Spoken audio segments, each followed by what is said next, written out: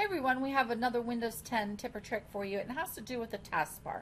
So let's bring your attention down here to the bottom of your desktop window, and this bar along the bottom is called the taskbar. Now, there's a couple things that I do with this. I'm going to right click on it, and I would like to show you that you can lock it just by clicking on lock taskbar. Now, by locking it, it won't go anywhere. It doesn't slide anywhere, it doesn't move anywhere, and when you bring up an app, it stays put along the bottom, and maybe that's the way you've been using your taskbar.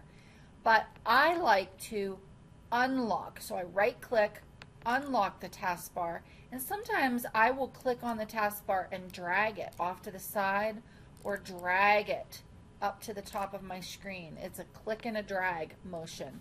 And then I can drop down my menus and work from here and see all of my open apps from the top. Why do I like that sometimes? Because there are certain windows that when I go to open, I need to see buttons that are along the bottom, and that just gives me a little bit more space to see that. So the ability to move the taskbar, on any of the edge of the screen that I want is pretty handy. Right click, but you cannot have that locked. Another thing that I like about the taskbar is that I can show the task view buttons. By clicking on this, a new button pops in here. Now task view will, if by clicking on it, will show me all of my open applications, and it will show me my different desktops.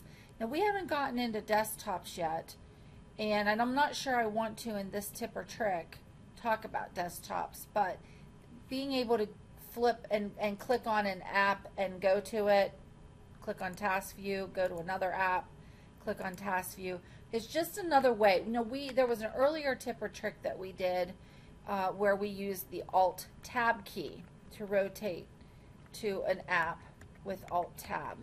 So that's another way of doing the same thing, but the task view button is a little bit easier. And you can again turn, if you don't use that task view button